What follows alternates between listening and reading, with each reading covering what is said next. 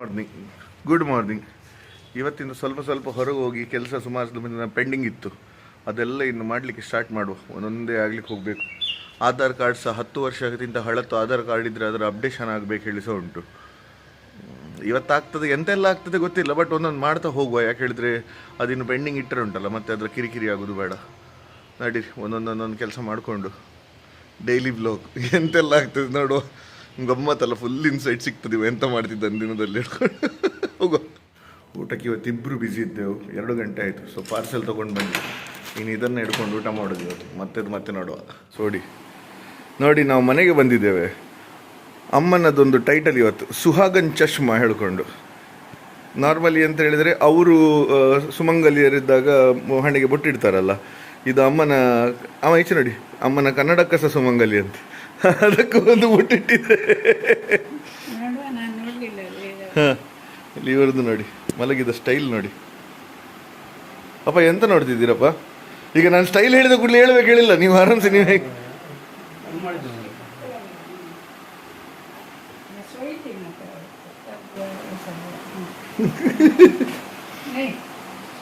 देखो रेड ये भी मार्क भी नहीं होना चाहिए। तो सागवानी ट्री है ना, इसका चिगुल पानी, छोटा छोटा पानी, ये नारियल तेल में गरम करके ठंडा होने के बाद एक बाल्टी में रखना बॉटल में, और रोज पी जाए, तब एक मार्क भी नहीं होता है। ಆಯ್ತಲ್ಲ, ಪವರ್ ಪರ್ಬ 2025ದು ಸೆಟ್ ಆಗ್ತಾ ಉಂಟು. ನಾಡ್ದು 3 ದಿನ ಉಂಟು, 7, 8, 9 ಕ್ರಿಶ್ಚಿಯನ್ PU ಕಾಲೇಜ್ ಗ್ರೌಂಡಲ್ಲಿ ನೋಡಿ ಎಲ್ಲ ಸೆಟ್ಟಿಂಗ್ ಆಗ್ತಾ ಉಂಟು ಇವ್ರದ್ದು. ಮರ್ಯಾದೆ ಬನ್ನಿ, ಪವರ್ ಪರ್ಬ 2025 6 ಸೆಟ್ ಇತ್ತು. ಹೀಗೆ ಹಿಡಿಬೇಕಂತ ಆಯ್ತಾ.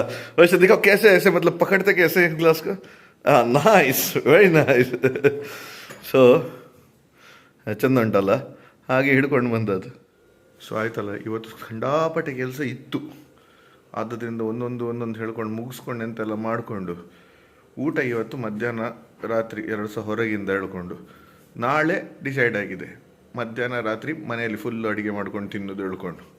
ನೋಡುವ ಎಂತ ಈಗ ತರಿಸೋದು, ಎಂತ ತಿನ್ನೋದು ಹೇಳ್ಕೊಂಡು.